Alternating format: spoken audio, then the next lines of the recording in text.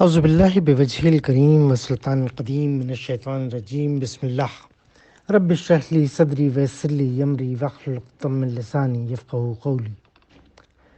زکوٰۃ وصول کرنے والوں کے لیے نبی کریم صلی اللہ علیہ وسلم کی ہدایات۔ زکوٰۃ کا مقصد غربا اور مساکین اور ضرورت مندوں کی امداد اور خبرگیری کرنا ہے۔ اس کے علاوہ اسے بیت المال میں جمع کر کے پھر خرچ کرنے کا مقصد بھی یہی ہے کہ اسے مستحقین تک زیادہ سے زیادہ بہتر طریقے سے پہنچایا جائے۔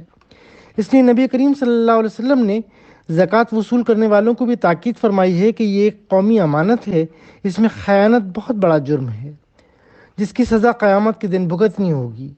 ایک حدیث میں آپ صلی اللہ علیہ وسلم نے فرمایا، تم میں سے جسے ہم کسی کام پر عامل یعنی اہلکار مقرر کریں تو وہ ہم سے ایک سوئی یا اس سے بڑی کوئی چیز چھپائے تو وہ خیانت ہوگی، اسے لے کر ہی وہ قیامت کے دن بار الہی میں حاضر ہوگا۔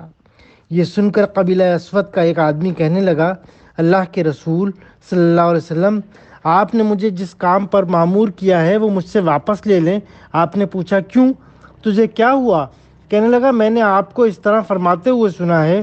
آپ صلی اللہ علیہ وسلم نے فرمایا، صحیح مسلم کی حدیث ہے، میں اب بھی کہتا ہوں کہ تم میں سے ہم جسے کسی کام پر عامل مقرر کریں تو وہ تھوڑا یا زیادہ جتنا مال ہو وہ لا کر دے، پس اس میں سے جو اسے دیا جائے وہ لے لے اور جس سے روک لیا جائے رک جائے۔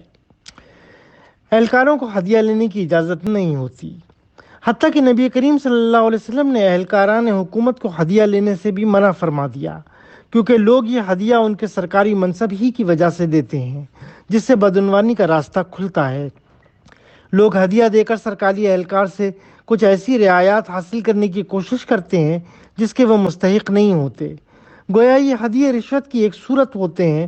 چنانچہ رسول اللہ صلی اللہ علیہ وسلم نے ایک شخص کو عامل بنا کر بھیجا، وہ واپس آیا تو کہنے لگا، یہ تمہارا یعنی بیت المال کا مال ہے اور یہ وہ مال ہے جو مجھے ہدیہ ملا۔ یہ سن کر رسول اللہ صلی اللہ علیہ وسلم نے فرمایا، تو اپنے ماں باپ کے گھر میں کیوں نہ بیٹھا رہا حتیٰ کہ تیرے پاس تیرا ہدیہ آ جاتا، اگر تو سچا ہے، یعنی اگر تو اس بات میں سچا ہے کہ تجھے سرکاری وصولیوں کے علاوہ ہدیہ ملا ہے تو اپنے ماں باپ کے گھر میں بیٹھ کر دکھا کہ وہاں تجھے کوئی ہدیہ دیتا ہے۔ مطلب آپ کا یہی تھا کہ یہ ہدیہ نہیں ہے، ہدیہ تو وہ ہوتا ہے جو گھر بیٹھے کسی غیر عامل شخص کو ملے۔ عاملوں کے ہدیے کے نام پر ملنے والی چیز ہدیہ نہیں ہوں گی بلکہ وہ بیت المال ہی کا حصہ ہوں گی۔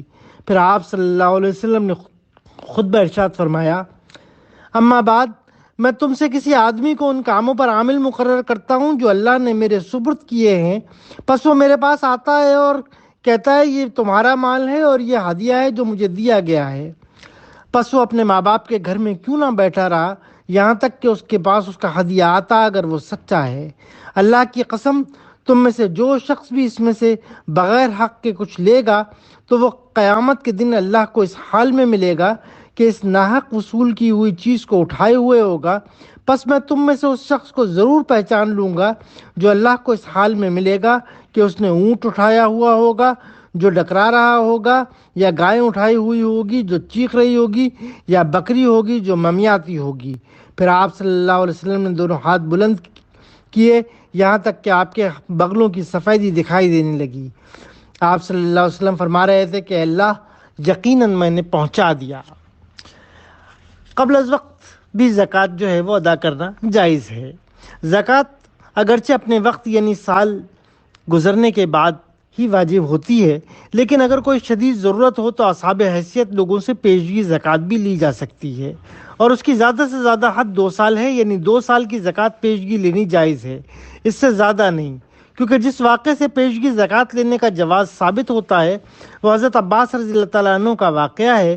ان سے نبی کریم صلی اللہ علیہ وسلم نے ایک موقع پر 2 سال کی پیشگی زکوٰۃ وصول فرما لی تھی۔ اس کی طرف اشارہ صحیح بخاری اور صحیح مسلم اور دیگر احادیث کی کتب سے ملتا ہے۔ نبی کریم صلی اللہ علیہ وسلم نے سیدنا عباس رضی اللہ تعالیٰ عنہ کی بابت فرمایا، ان کی زکوٰۃ میرے ذمے ہے اور اس کے مثل اس کے ساتھ اور بھی۔